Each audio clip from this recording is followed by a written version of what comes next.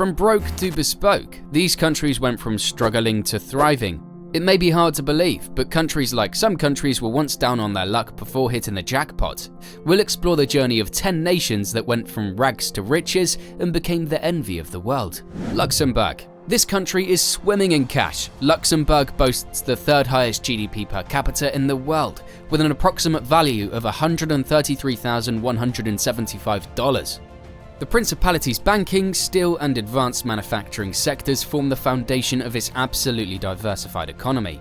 Rolling back in time, Luxembourg was a landlocked European republic that was impoverished in the early 1800s. There were about 180,000 people living there, and 80% of them worked in agriculture, and living conditions were super difficult. Luxembourg's luck altered virtually overnight in the mid-19th century with the discovery of considerable iron ore reserves. By the end of the 1800s, Luxembourg was one of the major steel-producing nations in Europe.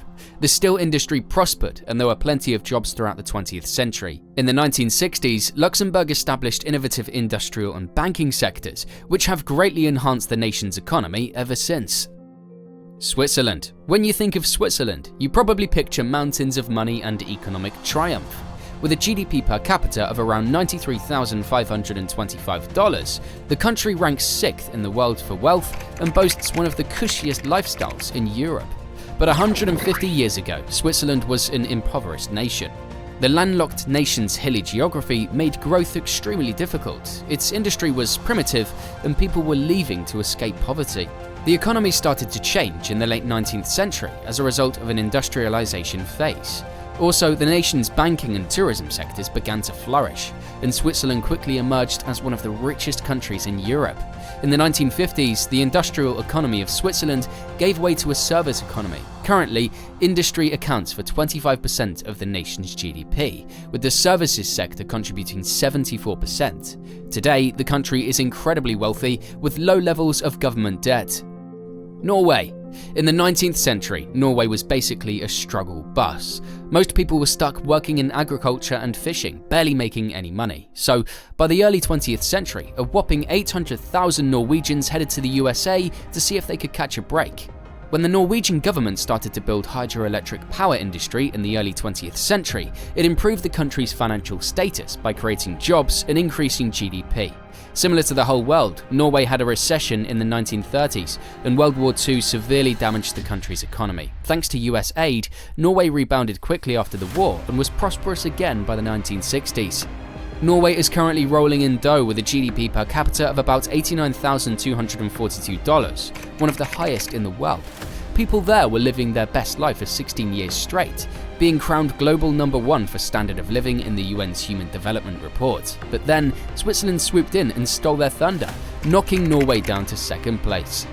Before striking black gold in 1929, Brunei was basically always borrowing money and never paying it back. They were a British protectorate relying on rubber and sago exports, but now, with a GDP per capita of $31,449, they're rolling in oil money. The oil business was impeded by the Great Depression and World War II, but the Sultanate managed to slowly increase its wealth in the 1930s and 1940s by exporting black gold, which brought in enormous royalties. In the 1950s and 1960s, a number of national development plans were implemented. The results were quite obvious: a modernized infrastructure, upgraded education system, and greatly enhanced public health. Following the discovery of natural gas deposits in the 1960s, Brunei's economy flourished, and its level of living nearly caught up to that of Europe and North America by the early 1970s. Oil and gas prices have determined economic growth since Brunei separated from the UK in 1984. As a result of this, growth has ranged from highs of about 4.5% to lows of 2.5%. However, the country is still rich. South Korea. This country is the greatest illustration of the slang "time changes." Back in 1950, when the Korean War broke out, Korea was in a tough spot for years of being under Japanese rule. Surprisingly, the North, with its industrial advancements, was actually richer than the South, which was all about that farming life. Following the end of the war in 1953, South Korea's economy stagnated until a coup in 1961 brought in a military regime headed by General Park Chung-hee. Although the dictatorship was criticized for restricting civil liberties, it was successful in bringing about economic modernization in South Korea. After the first 5-year plan was put into effect in 1962, the nation experienced a rapid industrialization known as the Miracle on the Han River. Then the 1970s saw tremendous expansion in the nation's electronics and steel industries. Today, the country has a GDP per capita of $34,940, which is more than that of Portugal, Israel, Kuwait, and Spain combined. Spain. Once upon a time, Spain was a struggling agricultural nation that got hit hard by a civil war in the 1930s. This led to a not-so-great dictatorship that really put a damper on the economy for a long time. The financial situation was pretty rough in the 1940s and 1950s, to say the least.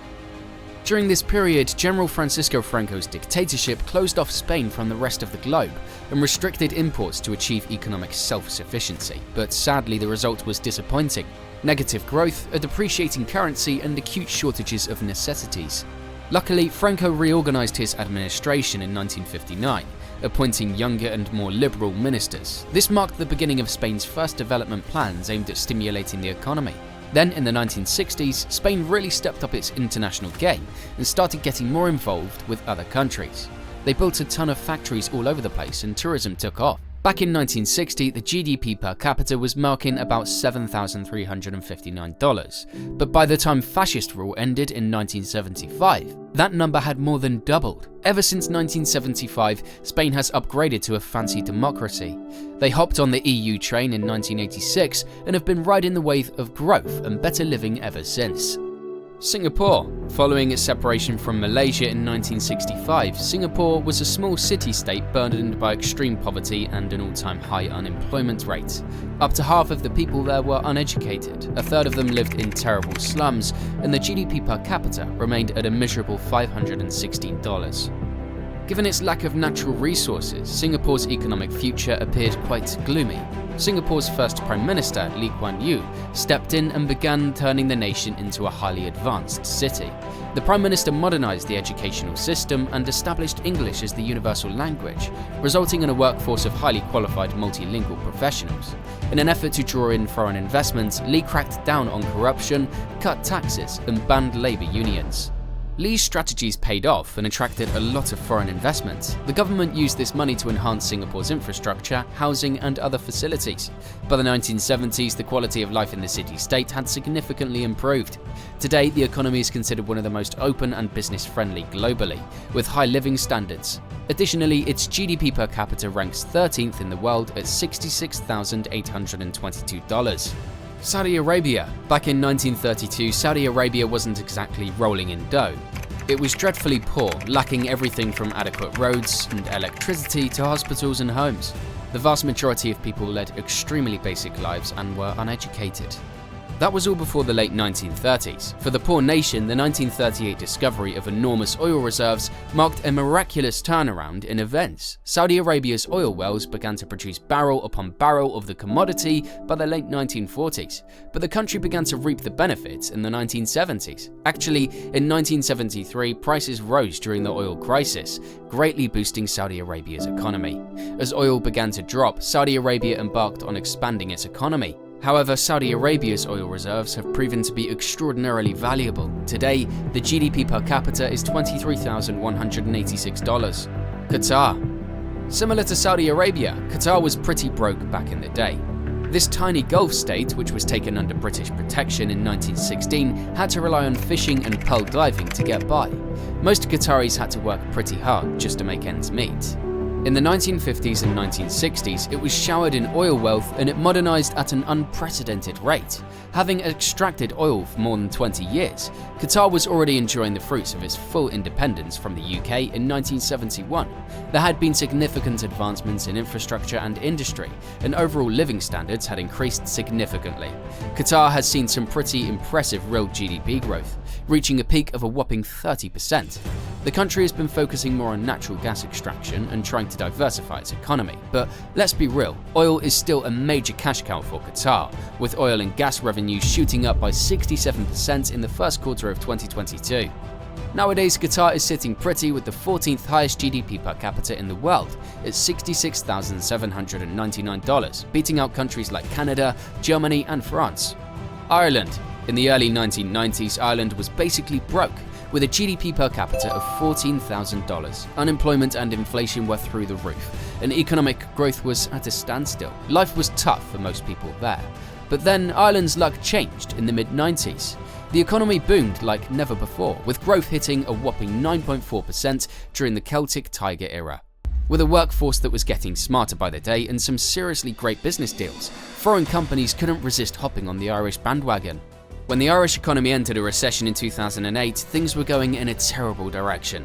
They had no choice but to accept a bailout package from the EU and IMF. Since then, Ireland has achieved an incredible recovery, with its GDP per capita ranking 6th in the world at $101,109. The Irish economy is actually one of the fastest growing in Europe, and it's predicted to continue in that vein through 2024. Let me know in the comments if there are any countries that I missed or could be added to this list in the future.